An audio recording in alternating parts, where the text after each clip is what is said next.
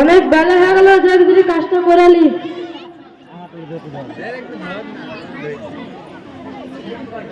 আব্বা, ও আব্বা, কোথা তুমি? বাড়িতে দেখা যাচ্ছে না। কি রে, কি বলছিস বল। আমাকে আমাকে মোটরসাইকেল কিনে দেবে না? আমার সব বন্ধুদের মোটরসাইকেল আছে, পাকা বাড়ি আছে, আমাদের টাইলের বাড়ি, এ বাড়িতে কেউ বিয়ে দিবে আমাকে? হ্যাঁ, মোটরসাইকেল কিনবি? চাষবাস করে কি লাভ হয়েছে? 5 টাকা করে ফুলকপি, আর তুমি বাড়িতে মোটরসাইকেল কিনবা? আমি অত কিছু জানি না, তুমি কিনা দেবা কিনা তাই বলো। আমি দিতে পারবো না, যা এখান থেকে। না দেবো, হয়েছে আমি নিজে কলা কাটবো। না না, ওকে না বাপ, তোমার একটা বেটা, বাপ ফেলে ফেললে বাপ। কিনা দেবা? হ্যাঁ হ্যাঁ, কিনে দেবো, বাপ। ঠিক আছে। কি জ্বালা দিল রে। বাবা, ওদের কি চিন্তা হচ্ছে গো? ভাবছি জমিটা তো বেচলেও বেচা হবে না, বন্ধুক আছে, তাহলে কি করবো তুই? চলো ব্যাংকে লোন নিয়ে। চল লোন লিখে।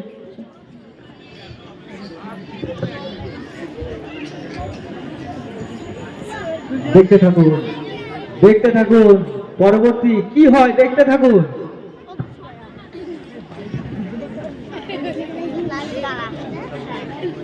অনেক সময় হয়ে গেল, তাড়াতাড়ি অফিস যাই।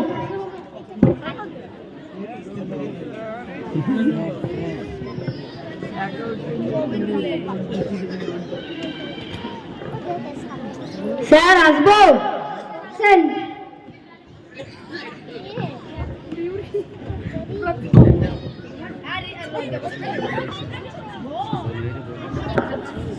বসেন। আপনাদের আমি কি সহযোগিতা করতে পারি? আমরা লোন নিব। কত টাকা নেবেন? 10 লাখ টাকার মতন। আপনারা যা অবস্থা দেখছি, আপনারা 10 লাখ টাকা লোন শোধ করতে পারবেন? হ্যাঁ স্যার, আমরা পারবো, আমি কারখানায় কাজ করি। কিন্তু একটা কথা, লোনটা যদি না শোধ করতে পারেন তাহলে পুলিশ গিয়ে আপনাদের বাড়ি জমি সব নিয়ে নেবে। ঠিক আছে স্যার। কালকে অফিস থেকে লোক যাবে, আপনাদের বাড়ি লোক দেখে আসবে। ঠিক আছে। ঠিক আছে স্যার, আমরা আসতেছি। যান।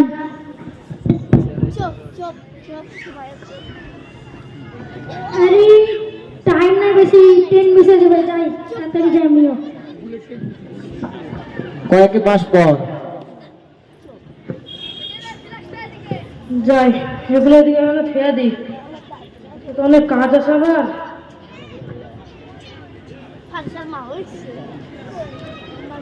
এগুলো এদিকে ছেড়ে দিই।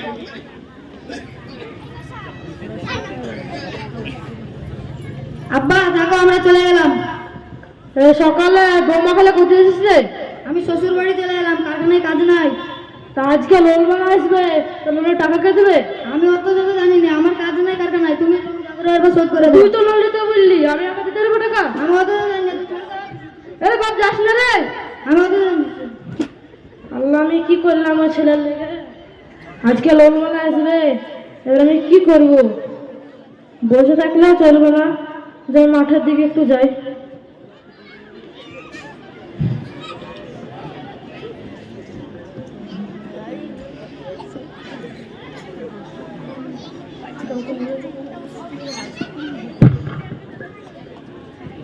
আফরোজ ভাই, ও আফরোজ ভাই, কই গো আফরোজ ভাই? লোন লোন পর টাকা যখন নিতে যাই তখন এইভাবে সব পালিয়ে যায়, গলি গলি খুঁজে টাকা নিতে হয়। আফরোজ ভাই, কই গো আফরোজ ভাই?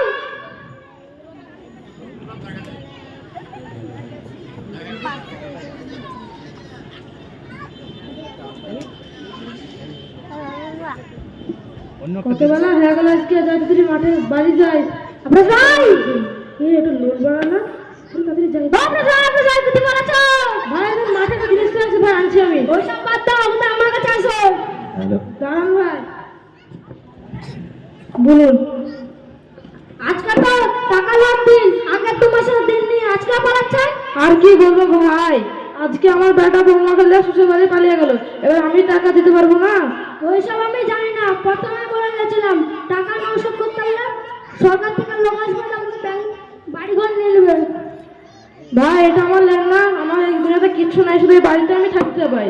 ওইসব তো বলবো না, কালকে এসে যদি না টাকা পাই তাহলে আপনার বাড়িতে তালা মেরে চলে যাবো। ঠিক আছে, আমি কালকের মধ্যে টাকা জোগাড় করছি। কালকে মতো যদি না পাই টাকা। আল্লাহ, ব্যাংকওয়ালা এসে তো ধুমকি দিয়ে গেল, এবার আমি কি করব? বাড়িও বেচা যাবে না, বাড়িতেই তো থাকি। আর কি করবো এবার? একটা উপায় এসেছে, কিডনি বেচবো, যা হবে হবে।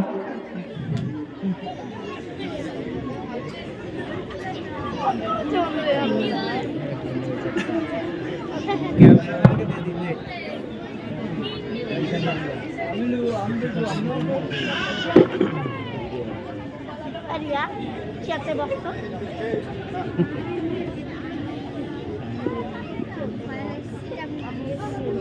আমি কিডনি বেচতে চাই।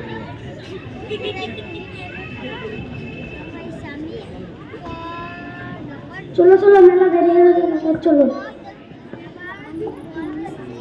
পানা আমি কিডনি বেচতে চাই, তো পাড়াই বলি গে, চলো চলো। ইমাম সাহেব, ইমাম সাহেব, আসসালামু আলাইকুম ওয়া রাহমাতুল্লাহি ওয়া বারাকাতুহু। ওয়ালাইকুম সালাম ওয়া রাহমাতুল্লাহি ওয়া বারাকাতুহু। তোমরা কোথায় যাচ্ছ? ওই কথা রাখে, ওইদিকে রাজীবের আব্বা একটা সিলেটে লিখে রেখেছে আমি কিডনি বেচতে চাই, তাড়াতাড়ি ওইদিকে চলেন। এই দেখেন। আসসালামু আলাইকুম ওয়া রাহমাতুল্লাহি ওয়া বারাকাতুহু। ওয়ালাইকুম সালাম। কি আফরোজ ভাই, আমি কিডনি বিক্রি করতে চাই। হ্যাঁ আফরোজ ভাই, আপনি কিডনি বিক্রি করবেন? আপনি জানেন না কিডনি শরীরের অঙ্গ প্রত্যঙ্গ বেচা হারাম? আর কি বলবো ইমাম সাহেব, ব্যাটা বললো লোন নিতে, লোন নিলাম, যা লোন বানা এলো আজকে। আর সেটা ব্যাটা বউ করে ভাই শ্বশুর বাড়ি চলে গেল, দিয়ে লোন বানায় সময় ধুমকি দিচ্ছে তোমার বাড়িটা আমি সিল মেরে চলে যাবো। এবার বাড়ি ছাড়া তোমার কিছু নয়, বাড়ি বেচা যাবে না, আবার জমিও বেচা যাবে না, তাহলে কি করবো? কিডনি বেচছি। কি বলবো দুঃখের টাইমে ভাই, আপনি এত আপনার লোন নিয়ে গুনাহ করেছেন, আবার আপনার শরীরে অঙ্গ প্রত্যঙ্গ বেচে গুনাহ করছেন। আপনি জানেন না আল্লাহ কোরআনের মধ্যে বলেছেন শরীরে অঙ্গ প্রত্যঙ্গ বেচা হারাম, এবং অন্য জায়গায় বলেছেন সুদ নেওয়া হারাম। আপনি তো এক সুদ নিয়ে হারাম কাজ করেছেন, আবার কিডনি বেচতে চাইছেন। আপনি তওবা করে আল্লাহ রাস্তায় ফিরে আসুন এবং আপনি ভবিষ্যতে এসব কাজ থেকে দূরে থাকুন। ঠিক আছে ইমাম সাহেব। আপনাকে দেওয়ার মতো সামর্থ্য আমার কাছে কিছুই নাই, কিন্তু এই টাকাটা রাখেন, সাহায্য হয়ে যায় একটু। আমার কাছেও আছে, এই টাকাটা রাখেন। আল্লাহ, আমি আর কি করলাম? লোন দিয়ে আমি আরো ভিখারি হয়ে গেলাম। আজকের পর থেকে আমি জীবনে এইসব পাপের কাজ করবো না আল্লাহ।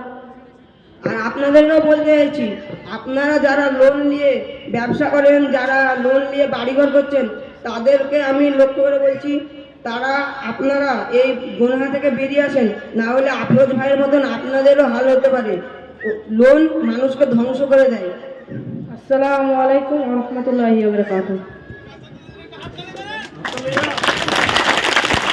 এই সুন্দর উপস্থাপনের জন্য এই যে ছোট্ট একটা হাততালি হলো, এটাও এদের কাছে খুব কম। আমরা চাই যে সমস্ত বাচ্চারা আগের পাঠটা এবং দ্বিতীয় পাঠটা করলো, সবাইকে আমরা মঞ্চে ডেকে নেব। ইতিমধ্যে আমাদের প্রধান বক্তা আমাদের জনাব মাওলানা মুফতি মুখলেসুর রহমান সাহেব, তিনি মঞ্চে এসে উপস্থিত হয়েছেন। আর আমাদের এই ছোট ছোট বাচ্চা যারা এসছেন, তাদের হাতে আমরা সামান্যতম উপহার তুলে দিয়ে আমরা প্রোগ্রামের ইতি টানবো, কারণ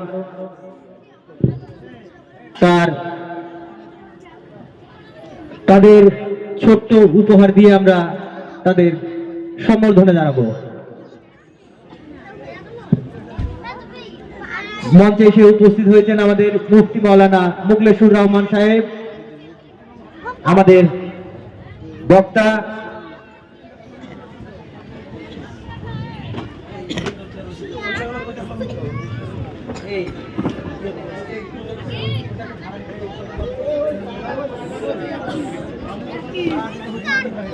তোমরা আরো সামনে চলে আসো, যারা এখন সুন্দর করে ছোট ছোট গল্পের মতো আমাদের বললো যে মক্তবের আলো ঘরে ঘরে জ্বালো এবং লোন থেকে পানাহা চাই, লোন নিয়ে কিডনি বিক্রি করতে চায় না। এই যে দুটো বার্তা আমাদের দিল, এই দুটো আপনারা একটু স্মরণে রাখবেন।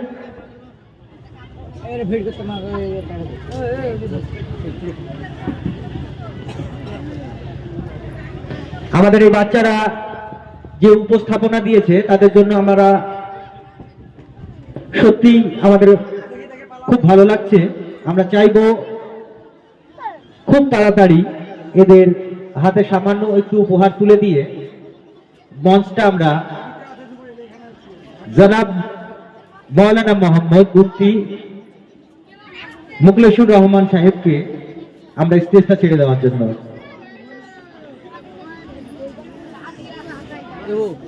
বক্তা উঠবে এই বছর দেখে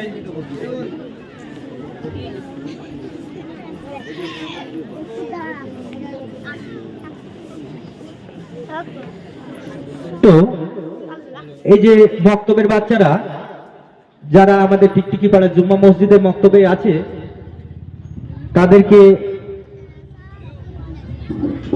সব সময় দেখভাল করেছে আমাদের নূর আলম, আমাদের এই গ্রামের ছেলে। আমি নূর আলমকে ওই স্টেজে ডেকে নেব, সেই সঙ্গে আমি মঞ্চে ডেকে নেব যুব সেবা কমিটির সভাপতি, ক্যাশিয়ার, সেক্রেটারি এবং আরো অন্যান্য সদস্য যারা আছো, এসে এই বাচ্চাদের হাতে পুরস্কারটা তুলে দাও এবং মঞ্চটাকে খালি করে দাও।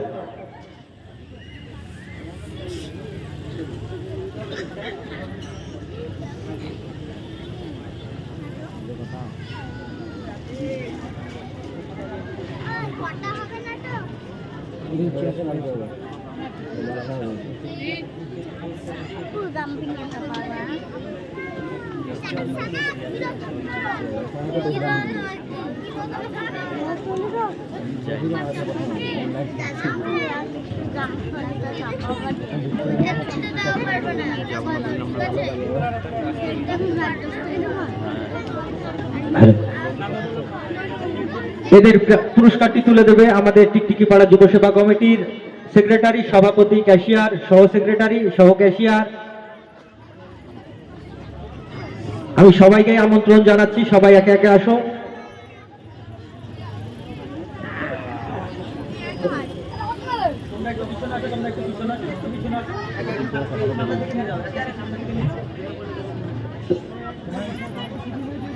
খুব সুন্দর উপস্থাপনা ছিল তোমাদের, যে মক্তবের আলো ঘরে ঘরে জ্বালো, আল কোরআনের আলো ঘরে ঘরে জ্বালো। দ্বিতীয় যে নাটক মঞ্চস্থ তোমরা করেছো, যে ইএমআই এর জ্বালা ভুলতে কি পারি? ইএমআই এর জন্য কিডনি পর্যন্ত বিক্রি করতে হচ্ছে। সেহেতু সুদ নেবো না, সুদ দেবো না, যতটুক আছে ততটুকের ভেতরে আলহামদুলিল্লাহ।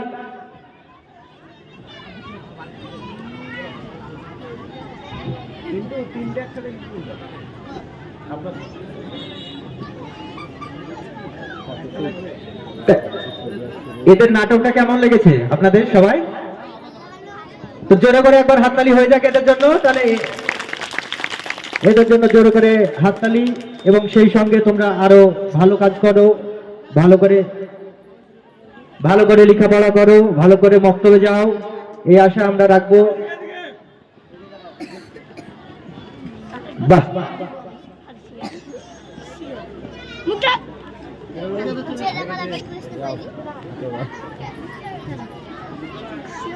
আমাদের মধ্যে উপস্থিত হয়েছেন